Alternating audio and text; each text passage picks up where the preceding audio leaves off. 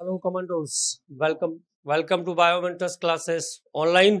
अब ये आपका विजन बैच, तो जो बच्चे पहले से ही बायोमेंटर्स में हैं उनको तो ये पता है कि किस तरह से तैयारी करनी है, और जो बच्चे नए जुड़ रहे हैं उनके लिए एक रोड मैप और एक नई बात यहाँ पे आपको सीखने को मिलेगी।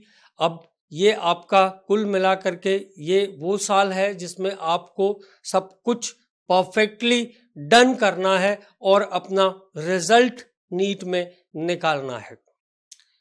तो ज़्यादा चैप्टर अब केमिस्ट्री में बचे नहीं हैं, तो आपके लिए काम ये रहेगा कि जो हमारे विजन बैच के बच्चे हैं उनको पहले ये ध्यान देना है कि एम्बिशन बैच में जो आपको पढ़ाया गया है उसको पूरा अच्छे से रिवाइज करना है। कोई भी नई चीज करने से पहले जो चैप्टर्स लिंक हो रहे हैं उसको भी रिवाइज करना है, और एम्बिशन बैच में जितने 11th क्लास के जो 10 चैप्टर 9 चैप्टर हैं उनको भी आपको रिकॉल करना है। जितना आप 11th क्लास के पोर्शन को रिकॉल करेंगे उतने ही आपकी सब्जेक्ट में अच्छी शार्पनेस आ जाएगी।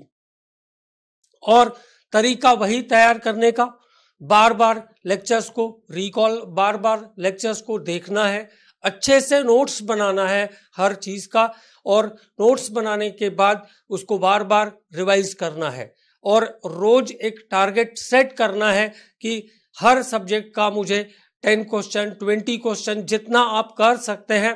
तो जैसे 3 सब्जेक्ट है, अगर आप 20 क्वेश्चन रोज करते हैं तो लगभग 60 क्वेश्चन आपको रोज ऑब्जेक्टिव की प्रैक्टिस करना है। अगर आप 60 क्वेश्चन की रोज प्रैक्टिस करते हैं तो महीने में लगभग जो है आप एक सब्जेक्ट का 600 क्वेश्चन करते हैं और 1800 क्वेश्चन आपके पास हो जाएंगे। अगर केवल 20-20 क्वेश्चन की आप रोज नियमित रूप से एक टारगेट सेट कर लेते हैं कि मुझे इतने क्वेश्चन करने ही हैं, तो छोटे छोटे काम करके भी बड़े टारगेट को हम आसानी से पूरा कर सकते हैं।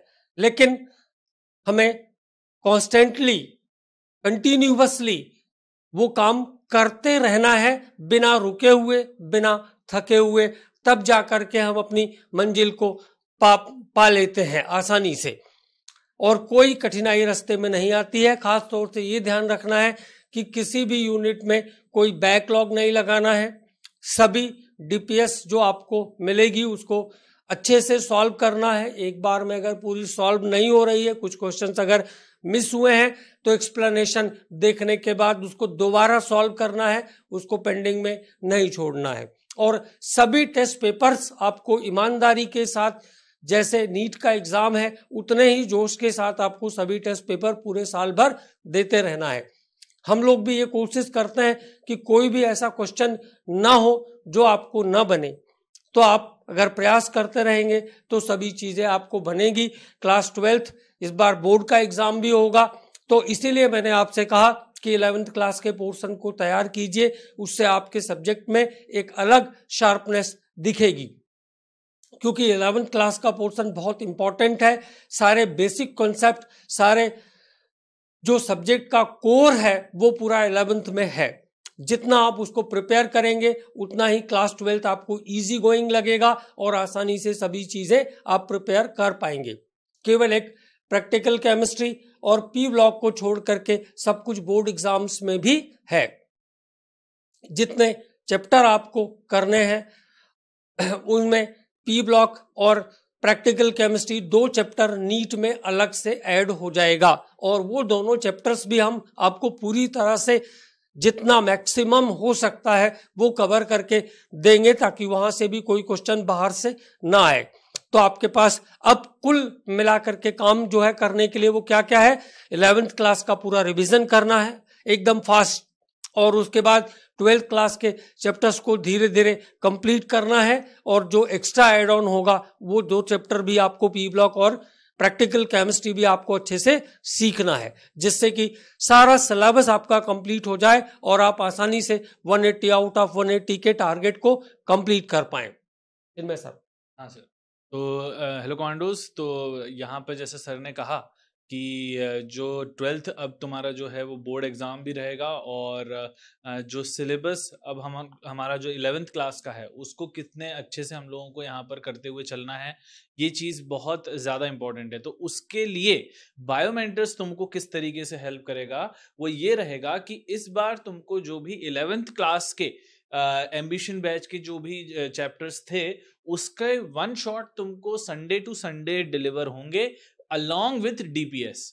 तो ये चीज भी ध्यान रखना है, और ये भी रहेगा कि जो टेस्ट होगा ना, उसके करस्पॉन्डिंग जो नेक्स्ट वीक का टेस्ट होगा, उसमें वो टेस्ट में 11th क्लास का वो चैप्टर भी आएगा। तो you have to be ready for all of it. ठीक है, तो तुम्हें एम्बिशन बैच के यहाँ पर जो चैप्टर्स हैं वो भी तुम्हें करने ही करने रहेंगे विथ वन शॉट लेक्चर। ठीक है, वन शॉट लेक्चर्स जो तुमको संडे टू संडे डिलीवर होंगे, वो बाकी जो वीकली तुमको डिलीवर होगा वो 12th क्लास के जो नॉर्मल जो चैप्टर रहेंगे, जिसमें हम लोगों को पूरा थ्रू बिल्कुल इन डेप्थ जो रहेगा वो चैप्टर का मिलेगा तुमको, और क्वेश्चंस जैसा सर ने कहा कि मिलेंगे, तो उनको साथ साथ में लगाना है। तो ये बहुत बहुत इंपॉर्टेंट चीज है जो हम लोगों ने इस साल इंट्रोड्यूस करी है क्लास 12th विजन बैच के लिए, कि उनको 11th क्लास के वन शॉट लेक्चर्स भी मिलेंगे टाइमली। ठीक है, और इसलिए क्योंकि अल्टीमेट गोल हमारा नीट एग्जाम को क्रैक करना है, और वो चीज के लिए 11th प्लस 12th दोनों करना पड़ेगा। एंड 11th का जो सिलेबस है, जैसे सर ने कहा कि वो 12th के लिए भी, 12th बोर्ड एग्जाम के लिए भी अपने आप में काफी इंपॉर्टेंट रोल प्ले करता है, क्योंकि सारे बेसिक कॉन्सेप्ट्स उन्हीं चैप्टर्स में है 11th क्लास में। ठीक है, तो इसलिए वो चीज अपने आप में इंपॉर्टेंट है, और वो चीज हमारे लिए जरूरी है। ठीक है, तो ये चीज ध्यान रखना है। और जिस तरीके से अब 12th बोर्ड एग्जाम रहेगा, तो हम लोगों की ये कोशिश रहेगी बायोमेंटर्स की कि लगभग सितंबर और अक्टूबर के स्टार्टिंग में, अक्टूबर हाँ स्टार्टिंग तक यहाँ पर सिलेबस खत्म हो जाएगा, और ज़्यादा सिलेबस है भी नहीं। तो इसके बाद तुम लोगों के स्कूल एग्जाम्स में या प्री बोर्ड्स वगैरह स्टार्ट हो जाएंगे, प्रैक्टिकल स्टार्ट हो जाएंगे, तो तुमको उस चीज़ में भी अपना ध्यान रखना पड़ेगा। लेकिन ये भी ध्यान रखना पड़ेगा कि जो भी चीज़ यहाँ पर हो रही है उसको कंटिन्यूसली रिवाइज करते जाएं। कई बार ये होता है कि जब हमारा सिलेबस खत्म हो जाता है, उसके बाद फिर हम जब स्कूल एग्जाम्स में जाते हैं तो हमारे जो टच होता है वो छूट जाता है। तो उसके लिए ज़रूरी है कि हम उसको कंटिन्यूसली रिवाइज करते रहें।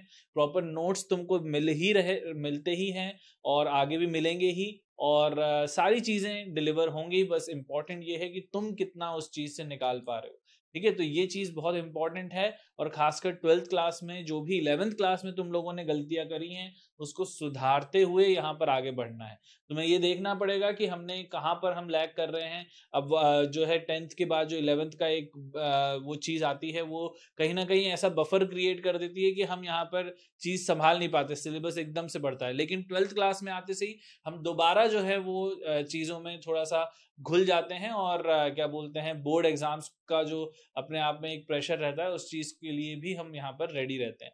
तो वो सारी चीज़ें जो हैं तुमको इस साल फेस करनी है, और अगले साल जो है तुमको नीट एग्जाम यहाँ पर देना है, जो कि वो सबसे ज़्यादा मतलब मेन टारगेट वो है हमारा। ठीक है, तो ये चीज़ को भी ध्यान में रखते हुए हमको तैयारी करनी है सर। और चैप्टर्स यहाँ पर कौन कौन से रहने वाले हैं? चैप्टर्स देखो, इस बार फिजिकल में तो सॉल्यूशन से स्टार्ट होगा, है ना। हाँ लिखे, सॉल्यूशन पहला चैप्टर होगा। तो अब जैसे आपको क्या करना है, सॉल्यूशन करना है, तो बहुत सारा हिस्सा इसका बेसिक कॉन्सेप्ट से मिलता जुलता है। तो पहले बेसिक कॉन्सेप्ट खत्म कर लीजिए, फिर सॉल्यूशन कीजिए, तो आपको बहुत आनंद आएगा। सॉल्यूशन करने से पहले सम बेसिक कॉन्सेप्ट आप केमिस्ट्री वाला चैप्टर एक बार अच्छे से क्विकली रिवाइज कर लीजिए, फिर आप इस चैप्टर को करिए। दूसरा होगा इलेक्ट्रोकेमिस्ट्री।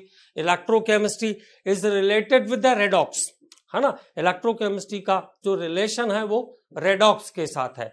तो रेडॉक्स को रिकॉल करके आप इलेक्ट्रो करेंगे, तो फिर यहाँ पर आपको हर चीज करने में बहुत आसानी रहेगी।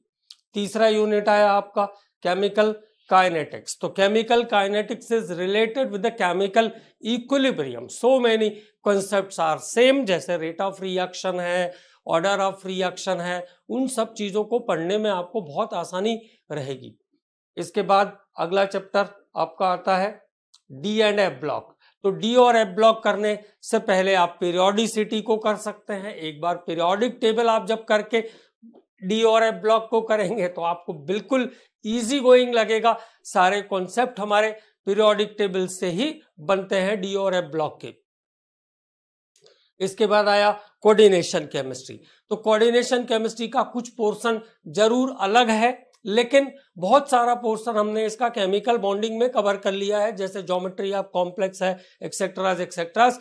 तो कोऑर्डिनेशन करने से पहले आप केमिकल बॉन्डिंग कर लीजिए। तो यहां से देखिए 11th भी सब कुछ रिवाइज होते जा रहा है, 12th भी रिवाइज होते जा रहा है, कोई बर्डन भी आपके ऊपर एक्स्ट्रा हम डाल नहीं रहे और आ भी नहीं रहा है। और अगर हम बर्डन फील करेंगे तो नीट जैसे बड़े एग्जाम में जिसमें 26-27 लाख बच्चा बैठ रहा है, उसको हम कैसे क्वालिफाई कर पाएंगे। तो बर्डन फील करने का तो हमारे पास कोई ऑप्शन है ही नहीं, सभी चीजें आपको करनी है। इसके बाद ऑर्गेनिक शुरू होती है हेलो एल्केन हेलो एरीन्स से। तो हेलो एल्केन हेलो एरीन्स करने से पहले आपको दो काम करना है, एक तो जीओसी को रिकॉल करना है और हाइड्रोकार्बन्स को रिकॉल करना है। So many reactions of hydrocarbon is similar with the halogens. Halogen की बहुत सारी केमिकल रिएक्शन जैसे वॉर्ज है और भी बहुत सारी फ्रैंकलैंड है, वो सब हेलोजेंस में दोबारा आती है। तो बहुत सारी केमिकल रिएक्शन जो है जो इन्वॉल्व होगी हेलोजेंस में और आगे की यूनिट में, वो हाइड्रोकार्बन में हम पहले ही पढ़ चुके होंगे अगर आप हाइड्रोकार्बन को एक बार रिकॉल करते हैं तो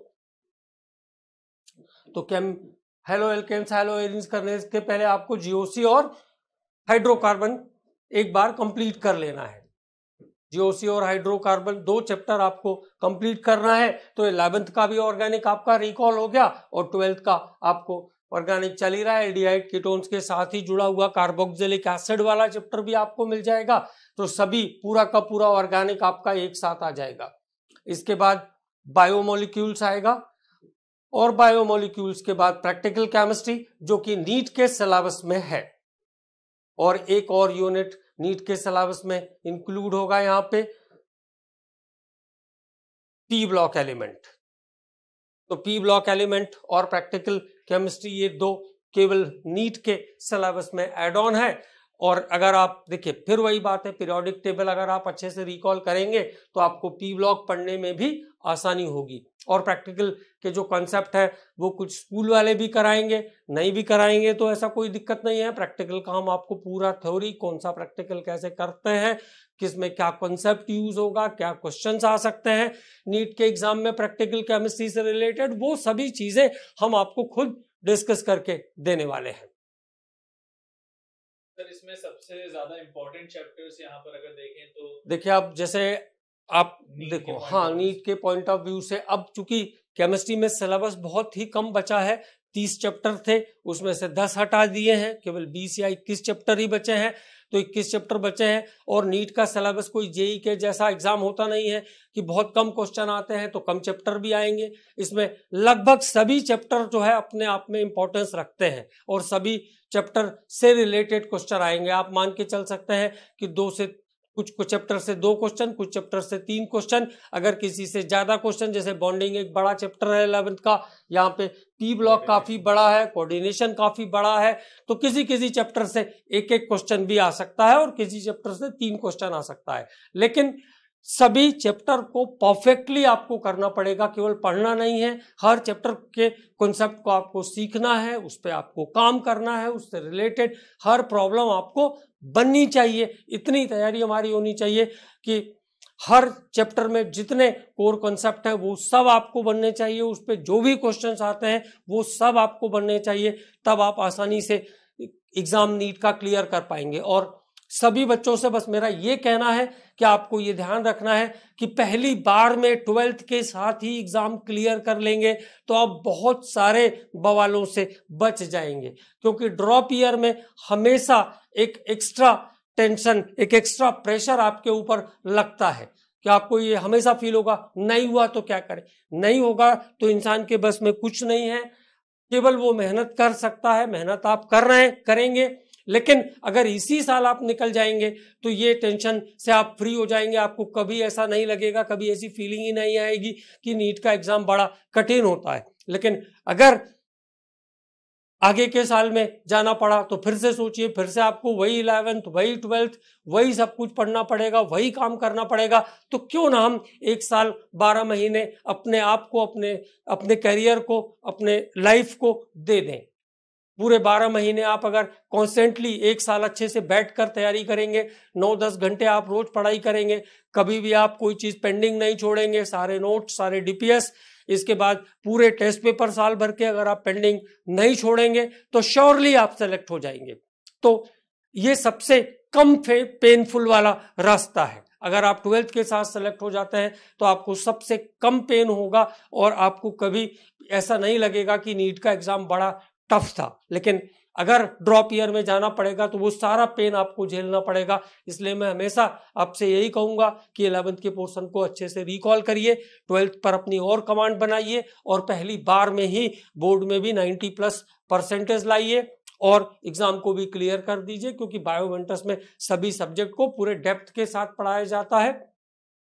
ऑनलाइन में भी आपको सभी चीजें पूरे डेप्थ के साथ, पूरे ऑनेस्टी के साथ पढ़ाई जाती है। कुछ भी हम लोग नहीं छोड़ते हैं, क्योंकि हमें अपने बच्चों से बड़ा लगाव है, ताकि दूर दराज में बैठे हुए हमारे बच्चे सक्सेसफुल हों। और जब वो सक्सेसफुल होने के बाद भोपाल आते हैं, जहाँ पे हम सेरेमनी हर साल करते हैं सक्सेसफुल बच्चों के लिए, तो हमें बड़ा अच्छा लगता है कि देखो दूर दराज में बैठे हुए बच्चे भी, कश्मीर में बैठे हुए बच्चे, राजस्थान के दूर दराज, इसके बाद अरुणाचल, मेघालय, चूंकि पूरे देश के बच्चे हैं, तो जब दूर दूर से बच्चे आते हैं ये हमसे मिलने के लिए, तो हमें बहुत ही अच्छा लगता है। और हम उम्मीद करेंगे कि आप लोग भी इतनी अच्छी तैयारी करेंगे कि 12th के साथ ही सिलेक्ट होकर के हमारे पास आएंगे, तो हमें और अच्छा लगेगा कि हमारे बच्चों ने बात मानी। और जो बच्चे अपने गुरु की बात मानते हैं, अपने इंस्टीट्यूट की बात मानते हैं, वो कभी भी किसी भी तरह से अनसक्सेसफुल नहीं होते, वो हमेशा सफल रहते हैं। और देखिए, ईमानदारी की बात मैं बताऊं आपको, तो गुरु और माता पिता ही एक ऐसे स्रोत है जो हमेशा आपकी सफलता के लिए, हमेशा आपको ऊंचाइयों पर चढ़ते हुए देखना चाहते हैं। और अगर आप हमारी बात मानते रहेंगे तो निश्चित रूप से आप उन ऊंचाइयों को प्राप्त करेंगे, उस सफलता को प्राप्त करेंगे जहां आप जाना चाहते हैं। और ये जिंदगी को आगे, आपका लाइफस्टाइल बदल जाएगा। डॉक्टर बनने पर आपको सभी चीजें आसानी से मिलेगी। अपने देश में भी रह करके आप बहुत सारे पेशेंट का, बहुत सारे लोगों का भला कर सकते हैं। पैसा तो एक सेकेंडरी मैटर है ही है, उसके साथ नॉलेज के साथ पैसा अपने आप आता है, उसके पीछे भागने की जरूरत आपको नहीं है अलग से। बिल्कुल। तो सर ने बहुत अच्छे से गाइड किया है। आई होप कि तुम लोग उस चीज़ को सही तरीके से प्लान करोगे अपने पूरे साल को, और ये ज़रूरी भी है ना। कई बार ये होगा कि सर 12th बोर्ड के साथ हम कैसे मैनेज करेंगे चीज़ों को, है ना। बोर्ड एग्ज़ाम्स में किस तरीके से लिखने का बोर्ड एग्ज़ाम में बहुत इंपॉर्टेंट रोल प्ले रहता है, लेकिन नीट एग्ज़ाम में MCQ अप्रोच चाहिए रहती है। तो वो सारी चीज़ें जो हैं, सारे एस्पेक्ट्स जो हैं, एक कॉमन जगह आकर के मिलते हैं, और वो है कॉन्सेप्ट्स, है ना। अगर हमारे कॉन्सेप्ट सही हैं और हम अपने थॉट्स को सही तरीके से एक्सप्रेस कर पा रहे हैं, तो वो एक्सप्रेशन का काम जाता है क्या बोलते हैं, बोर्ड एग्जाम्स की राइटिंग में, कि हमने जो चीज़ समझी है उसको हम कितने अच्छे से लिख पा रहे हैं। और वहीं अगर हम बात करते हैं नीट के एग्जाम के लिए, तो वहाँ रहता है कॉम्पिटिटिव अप्रोच, और वहाँ पर रहता है कि हम जो भी हमारे कॉन्सेप्ट्स हैं उनको अप्लाई कैसे कर पा रहे हैं, सही तरीके से अप्लाई कर पा रहे हैं या नहीं। तो दोनों ही अपने आप में दो पहलू हैं तैयारी के, लेकिन जो कॉमन है वो तैयारी, मतलब तैयारी सेम ही रहने वाली है। बस ये है कि वहाँ पर जो अप्रोच होने वाली है वो डिफरेंट होने वाली है। टेस्ट तुमको देते रहना है, साल दर साल जो रहेगा, हफ्ते हफ्ते जो टेस्ट होंगे, वो चीज़ तुमको वही इम्प्रूव करेगा। ठीक है, तो उसको बिल्कुल अंडर एस्टिमेट नहीं करना है, तुमको रेगुलर टेस्ट देते रहना है। और जैसा कि हम लोगों ने डिस्कस किया, हर चैप्टर 11th क्लास के किसी न किसी चैप्टर से लिंक्ड है, तो वो चीज़ तुमको वन शॉट के साथ जो मिल रही है उसको करते रहना है। अगर वन शॉट नहीं तो उसको पूरे तरीके से भी हम यहाँ पर देख सकते हैं, वो पूरे लेक्चर्स भी तुम देख सकते हो। ठीक है, लेकिन वो ज़रूरी है कि तुम उसको करो, और ये जो चीज़ है उसमें हम सारी चीज़ें कॉन्सेप्ट बिल्ड करते हुए ही आगे बढ़ें। ठीक है। और सिलेबस जैसे ही खत्म होगा, हमको उसके बाद फिर क्या कैसे प्लान करना है, हमें एकदम स्कूल्स को और कोचिंग्स जो यहाँ पर तुमको ऑनलाइन में मिल रहा है, वो चीज़ को बिल्कुल सेपरेट करते हुए चलना है, और सही तरीके से मतलब जो भी तुम्हारी एनर्जीज हैं उसको लगाना है। ठीक है। तो सर ये स्कूल के साथ कैसे बोर्ड एग्जाम्स के लिए मैं एक बात और बता दूं, बोर्ड एग्जाम्स के लिए आपको क्या करना है, जैसे मान लीजिए कोई भी चैप्टर खत्म हुआ, जैसे आपका सॉल्यूशन मान लीजिए फिनिश हो गया, तो सॉल्यूशन जब फिनिश हुआ तो आपको क्या करना है, बोर्ड के पुराने पेपर्स आपको अपने पास रखने हैं। जैसे जो बच्चे सीबीएसई बोर्ड के हैं या जो बच्चे जिस भी बोर्ड के हैं, उस बोर्ड का आपको पुराना क्वेश्चन पेपर 5-10 साल के क्वेश्चंस को आपको अपने साथ रखना है। और उन जैसे सॉल्यूशन खत्म हुआ तो सॉल्यूशन में 10 साल में से क्या क्या चीजें आई है उसको, उस क्वेश्चन को लिखना है और उस क्वेश्चन का आपको आंसर भी लिखना है। एक सेटिस्फैक्टरी आंसर लिखने की आपको प्रैक्टिस करनी है, क्योंकि मैंने अभी देखा प्रीवियसली कि बहुत सारे बच्चे, उनको बनता सब कुछ है लेकिन वो अच्छे से लिख नहीं पाते हैं। तो इस चीज को दूर करने के लिए आपको करना है कि एक एक चैप्टर जैसे जैसे खत्म होते जाए, उसमें बोर्ड एग्जाम्स में जो क्वेश्चंस पूछे गए हैं उनको आप ऑन पेपर लिख करके जरूर प्रैक्टिस करें। जैसे कोई भी क्वेश्चन आया, जैसे सॉल्यूशन क्या होता है, तो दो कंपोनेंट्स, दो घटकों का homogeneous mixture of 2 or more than 2 substances, तो ये आपको लिखते आना चाहिए। समझ आ गई बात? तो लिखने की प्रैक्टिस भी आपको करना है। बोर्ड एग्जाम्स में जो भी क्वेश्चंस आए हुए हैं प्रीवियस ईयर में, उनको क्वेश्चंस को लिखना है, अपने नोट्स में से उन क्वेश्चंस के आंसर्स को याद करना है और उनको एक बार लिखकर जरूर देखना है, क्योंकि बोर्ड एग्जाम में सब सारा इंपॉर्टेंस लिखने का ही होता है। तो लिख करके प्रैक्टिस जरूर करें आप क्वेश्चन पेपर्स की, उससे आपको एकदम परफेक्टनेस आ जाएगी। तो बोर्ड में भी आपका परसेंटेज बहुत अच्छा हो जाएगा। और कॉन्सेप्ट आपके चूंकि क्लियर है, 11th को अगर आपने अच्छे से रिवाइज किया है, क्वेश्चंस आपने रोज लगाए हैं, तो नीट का प्रिपरेशन साथ में आपका हो रहा है।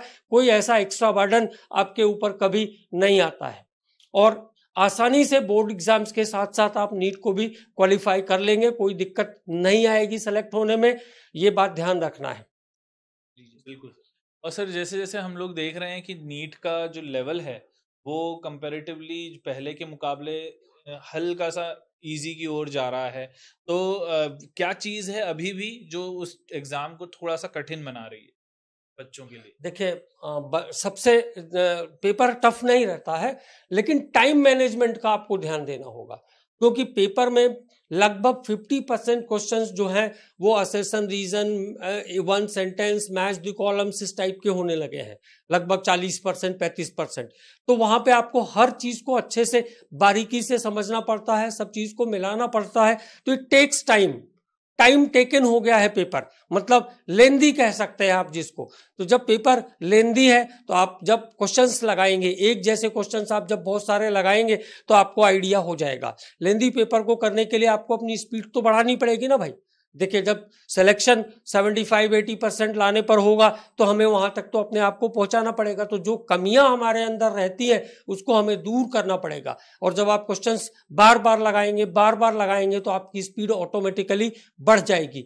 कोई ऐसा जरूरी नहीं होता कि जो बच्चे 90% लाए हैं, 95% लाए हैं, वही नीट में सेलेक्ट होंगे, ऐसा कोई जरूरी नहीं है। ये डिपेंड करता है कि आप एग्जाम्स के लिए कितने अच्छे से अपने आप को प्रिपेयर करते हैं, आप कितने सीरियस है एग्जाम के लिए। कहने से कोई काम नहीं होता है, कहने के साथ साथ उतना प्रयास भी हमें करना पड़ता है, तब जाकर के कोई काम बहुत अच्छे से सक्सेसफुली हम कर पाते हैं।